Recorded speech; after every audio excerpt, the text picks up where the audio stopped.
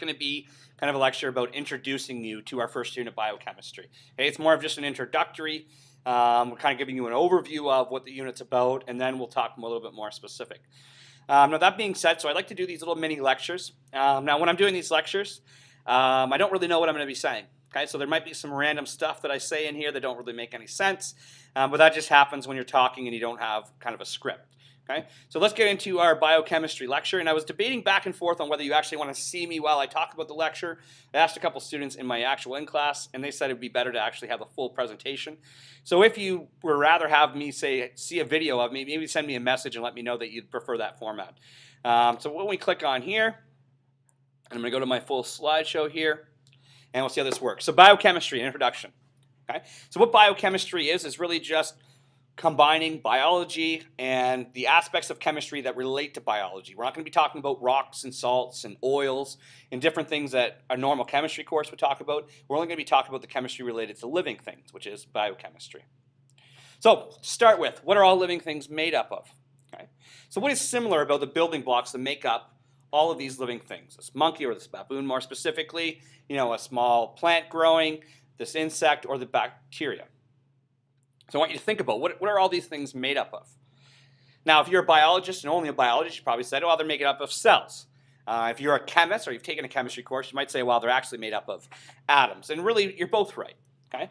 But since it's a biology course, let's say, well, all of these living things, regardless of whether you're a bacteria or an insect or a plant, you're all made up of cells. Okay? That's what all living things are, cells. So on my left here, down here, I have a bacteria cell. Okay? So very simple, this is the whole body of a bacteria. It's just one cell. Okay? More complex organisms like plants and animals, we have a bunch of different cells in our body. Here's an animal cell, and this should be, again, kind of review for you. And here's a plant cell. Okay? So by definition, all living things must be at least one cell. Our simplest living thing being here a bacteria, and then our more complex things like people and dogs and cats and, say, an apple tree have a whole bunch of these different cells. Okay. Well, what if we go one step further, though, and we say, well, what are cells made up of? Okay. Well, let's first talk about the differences between cells. Well, multicellular organisms have specialized cells that vary in their appearance and their abilities, okay, and their skill set. So, for example, when we take a look at, say, this piece of steak down here, okay, we're going to have a bunch of different cells in here. We have muscle cells right here in the red part. We've got bone cells that would be right here. On the outside layer here, or the little kind of white parts, that's fat, so we kind of have fat cells.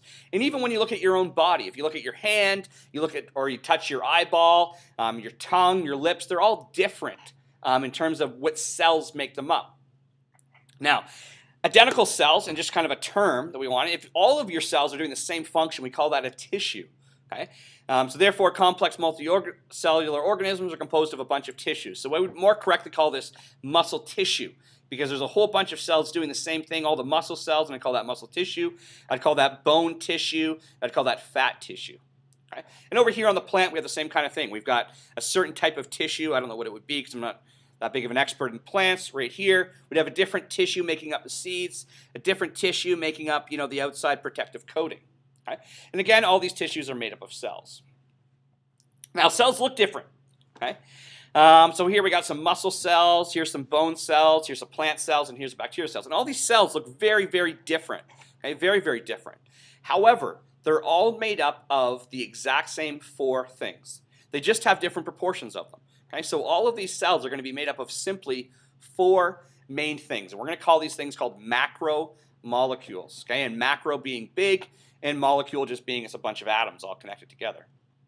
Okay?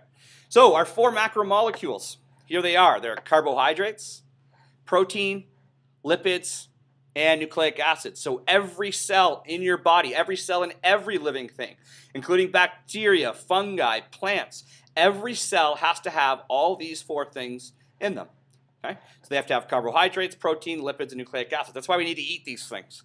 Right? We need to eat carbohydrates and proteins and lipids in order to be able to recreate cells that also have these things in here. These are the building blocks of all cells. Okay? Now, when we go back a second here and we say, well, if they're all made up of the same four things, why does this look so different than this? Why does smooth muscle cell look so different than, say, bone cell? And the difference is the proportion of each of these in each of their cells. So a muscle cell has a lot of protein in it. It still has a little bit of carbohydrates and a little bit of lipids and some nucleic acids. Each type of cell has to have all four, but they can have varying amounts of proportions of each. So some cells have more carbohydrates, some cells have more lipids, some cells have more proteins. Almost all cells have, except for our sex cells, generally the same amount of nucleic acids or DNA in them. Okay, so each macromolecule, and each of those four are macromolecules, has their own kind of rule for what they're used for. So I'm just going to kind of briefly talk about those. So we got carbohydrates. That's going to be our instant energy and our semi-instant energy. Okay, and those are kind of our sugars. And it's usually common sense to say, okay, it's going to be our energy. But here it's key, and I don't want you to forget this. It's what everybody forgets, is that carbohydrates are used for structural purposes as well. Okay, that's what a tree is made up of. It's really made up of a whole bunch of sugar molecules. Okay, paper or wood is simply just a whole bunch of sugar molecules connected. Okay, so some examples of carbohydrates are like blood glucose, glycogen, starch, and then cellulose would be the structural one. Okay, lipids we use for more longer term energy. It's the only molecule that will actually create a waterproof seal. Okay, and we're going to get into chemistry, but if you've already taken organics, it's a hydrophobic molecule. Okay, so those are things like adipose tissue or fat tissue and oils and waxes. Proteins do a ton of different things. Okay, so we're just going to leave it as very diverse functions because we're going to talk about all the different things proteins can do. Okay, and then nucleic acids are used to make our DNA and RNA. Okay, it's the instructions on how to build the cell, and each new cell has a complete instruction guide, and that's what your DNA is. Okay, so here's kind of when we build a cell. I told you that you're going to have all four macromolecules in here. So here's part of a cell.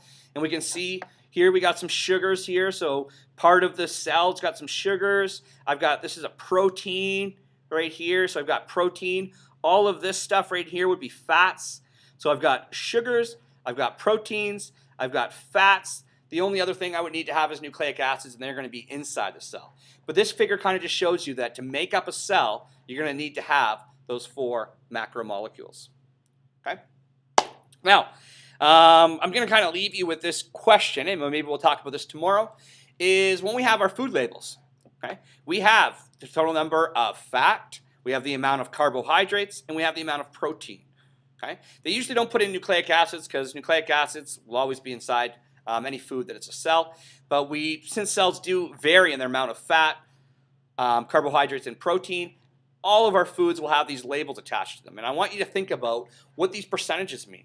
Okay? If it says that this is 3% of the carbohydrates you should take in your diet, what does that actually mean?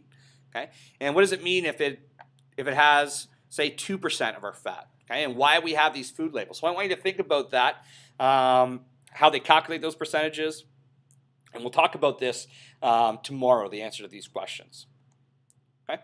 So today, just to kind of sum things up, this is what we're going to be talking about in our first unit in biochemistry. We're going to be talking about the atoms that are involved, the molecules that they make, and those are the four macromolecules I talked about: protein, carbs, lipids, and nucleic acids. Okay? And those are, again, those macromolecules. They go together to create cells or parts of cells called organelles, and all those organelles connect together in the cell. And that's what we're going to start with, okay, in our unit 1, is really just this sequence from atom to cell.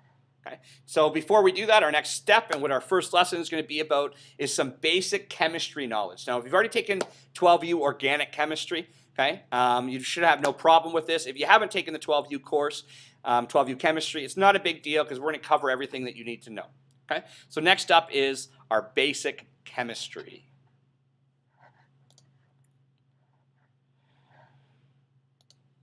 All right, and that's it. So below, it's going to go through a little bit of content on chemistry, and I'm going to sum that up. If you look at the very end, you're going to have a little video file there too, which is going to kind of explain the essential things that I think you need to know on